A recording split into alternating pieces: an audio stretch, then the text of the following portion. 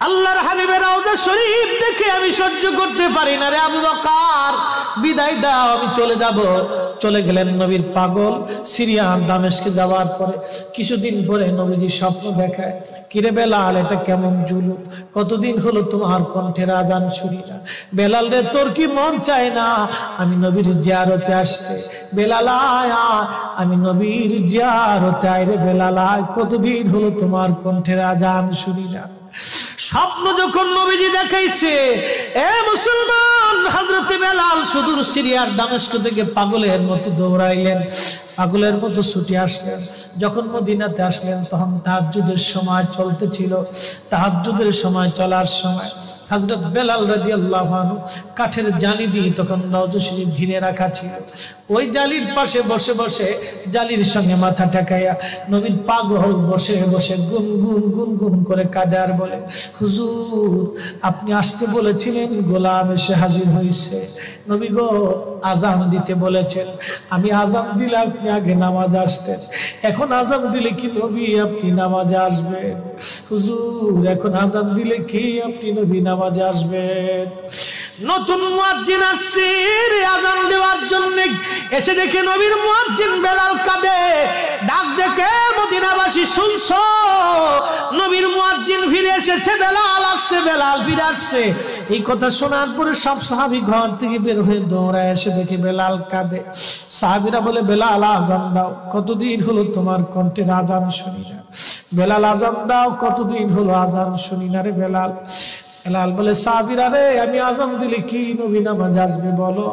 সালমান ফারসি রাদিয়াল্লাহু আনহু ডাক দেখে, সাহাবীরা আমাদের কথায় বেলাল আজান দিবে না, তোমরা যাও দেখো হাসান আর হুসাইন দুইজন ঘরের মধ্যে আছে। ইমাম হাসান হুসাইন রাদিয়াল্লাহু আনহুমা যদি বলে তাহলে বেলাল অবশ্যই আজান দিবে।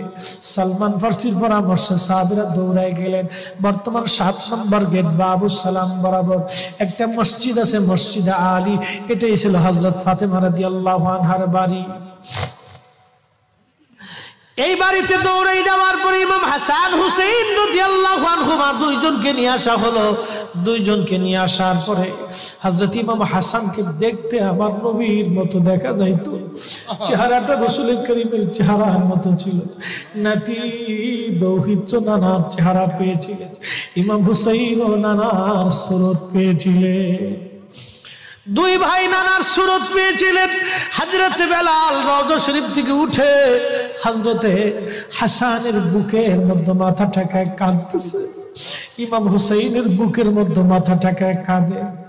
হযরত ইমাম হাসান ডাক ডাকা, নানার মুয়াজ্জিন, কতদিন হলো তোমার কণ্ঠে আযান শুনি না, যেই কণ্ঠ দিয়া নানার আযান শুনাইতা, যাও গো ওই কণ্ঠ দিয়ে আমাদেরকেও আযান শোনায়া যাও।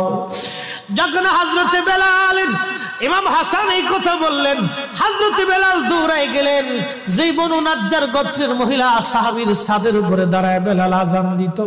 আবু দাউদের 519 নম্বর হাদিসের মধ্যে আসছে, প্রত্যেক ফজরের নামাজের সুবহ সাদিকের আগে বেলাল দাঁড়াইতেন।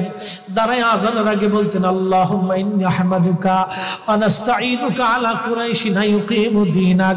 প্রত্যেক ফজরের আযানের আগে এই দোয়াটা পড়ে বেলাল আযান শুরু করতেন। হযরত বেলাল রাদিয়াল্লাহু আনহু আজকে তাহাজ্জুদের আযান দিতে গেছে। আযান দিতে যাওয়ার পরে হযরত বেলাল যখন আযান দিলেন, আল্লাহু আকবার, আল্লাহু আকবার, আযানের মধুর ধ্বনি সারা মদিনার রন্দে রন্দে ছড়িয়ে গেল।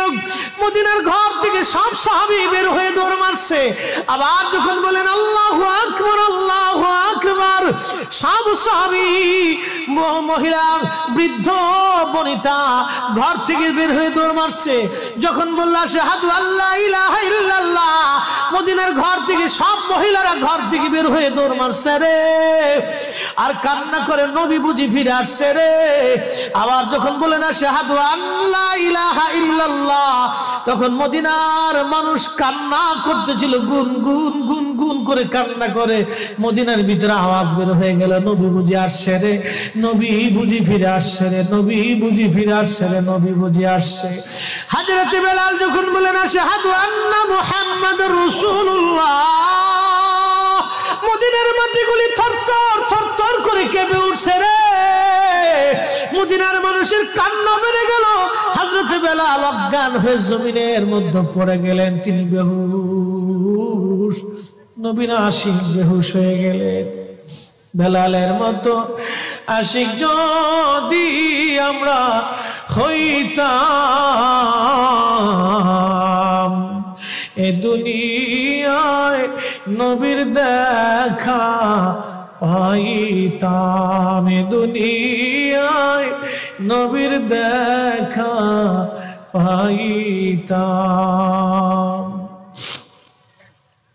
যখন হুশ ফিরে আসছে, রওজা শরীফের পাশে বসে বসে বেলাল কাদের বলে, হুজুর আজান দিতে বলেছিলেন, আজান দিয়েছি। হুজুর আমি আজান দিলে আগে নামাজে আসতেন, আজকে আজান দিলাম আপনি হুজুর আসেন নাই। যে আজান দিলে নবী আসবে না, আমি বেলালি আজান আর কোনোদিন দিব না। হযরতে বেলাল কিছুদিন পরে কলিজা ফেটে নবীর বিরহ বেদনা সহ্য করতে না পেরে তিনি চলে গিয়েছিলেন পরপারে। কলিজা ফেটে, কলিজা ফেটে, কলিজা ফেটে। এইভাবে সাহাবীরা নবীকে ভালোবেসে গেছে। কত সাহাবী কতভাবে নবীকে ভালোবাসছে রে। হযরত আবু বকরের কথা বলছিলাম, আম্মা জান আয়েশা ডেকে বলে, হুজুর আপনি, আম্মা জান আয়েশার মনটা বেজার হয়ে গেল। আল্লাহর নবী ডাক দিয়ে বলতেছিলেন, আয়েশা রে মনটা তোমার বেজার কেন হয়ে গেল? আম্মা জান বললেন, হুজুর দিনের জন্য আমার আব্বা জান সব সম্পদগুলি বিলীন করে দিয়েছে, ভালোবেসে আপনার সঙ্গে আমার বিবাহ শাদী দিয়েছে। ইয়া রাসূলুল্লাহ ভাবছিলাম আপনি আমার আব্বা জানের কথা বলবেন, যে আকাশের তুল্য নেক আমার আব্বা জানের আমলনামায় আছে। আল্লাহর নবী ডাক দেখো, আয়েশা রে তোমার আব্বা জানের এক রজনীর আমল যদি এক পাল্লায় দাও, আমার উম্মতের সব উম্মতের আমল যদি আর এক পাল্লায় দাও, আমার আবু বকরের এক রাত্রে আমলের ওজনের সমান হবে না।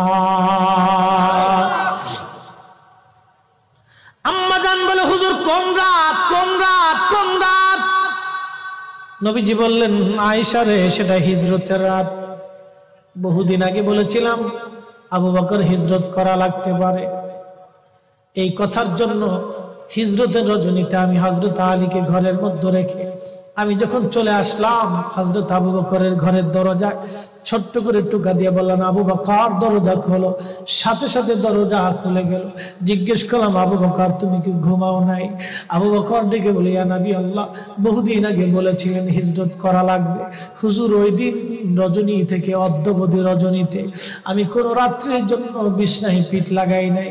আপনি নবীর অপেক্ষায় দরজার সাথে ঠেস মেরে দাঁড়ায় আমি জেগে থাকি, কখন আপনি আসবেন, কখন আপনি আসবেন, কখন আপনি আসবেন।